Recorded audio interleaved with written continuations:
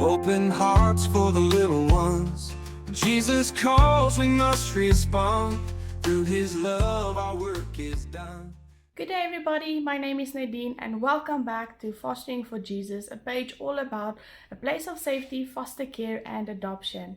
First of all, I want to say thank you so much for all the positive feedback that we got from our introduction video to our page and to everybody who was sharing and liking and following our journey. We really appreciate it. Please continue sharing this with all your friends and family to create awareness, not just for foster families, but for all families to get involved and create a community where we can really support foster families in this incredible task that is ahead of us.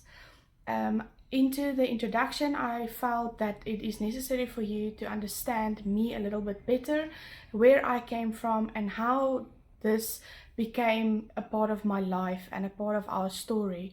So this will be a short video on who I am and who my husband is and what we do and how we got involved, and then the next video will follow soon where I will start telling my journey from the first child that I got into care, how that happened, and sharing with you everybody that supported us on the way, sharing the raw emotions of getting a child into care. But more about that on our next video, so please look out for that. It should be in less than a week's time. The next video will come out about our first child in care. So more about me. I am Nadine Jansen van der Rensburg from a town in Polokwane in South Africa. I was born and raised in Pretoria, and as from a young age my parents got divorced when I was plus minus 3-4 years old. As everybody knows, divorces can get very messy, and I was caught up in that from a young age. And then I got God just gave me this incredible love for children. Even being a child myself, the circumstances that I was in forced me to be more grown up for my age than I was, and that drew other people and other children towards me for comfort, and for those that really was heartbroken always came to me for support. My parents used to make jokes about me and say, yes, I always had a kindergarten around me with children. So children have been a part of my life ever since I was a child.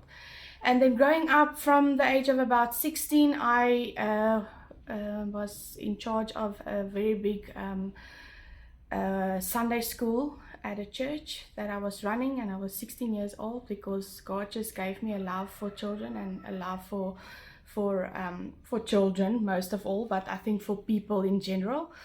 And then after that, I was always involved in welfare. I was always busy helping welfare organizations, handing out parcels, collecting things, driving things up and down. God just always gave me a love for people and especially for children.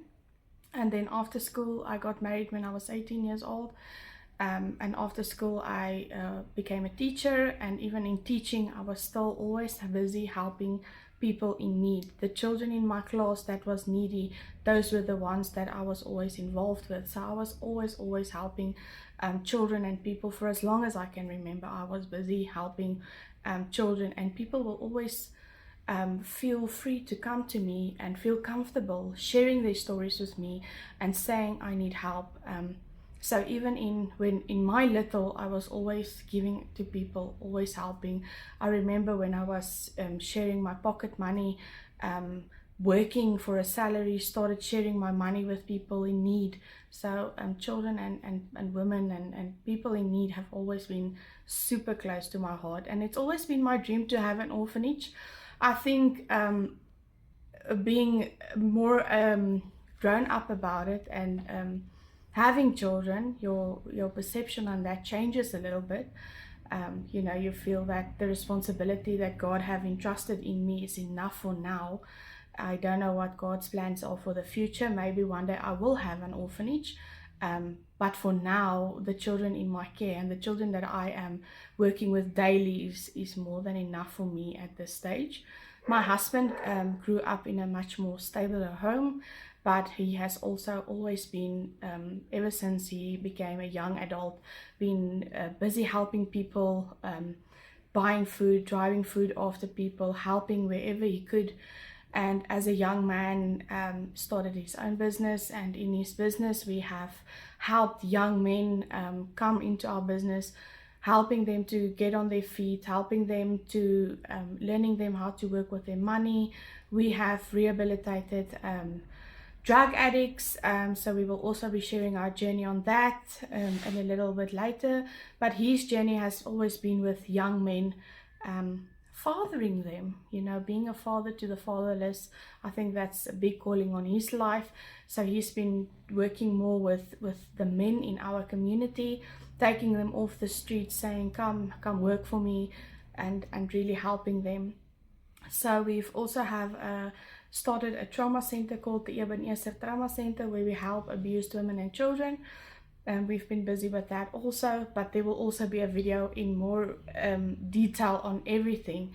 So this is just a short introduction about me and him, and the love that the Lord has invested in us from a young age, growing up loving the Lord so much and being obedient in what he called us to do.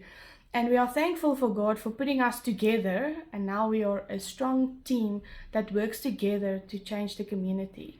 And we feel that if we are only changing one child, then we are already changing the world, because we're changing the world one child at a time. So that is all about us. If you have any other questions on us and something you're wondering about, please send us a message so that we can answer all your questions.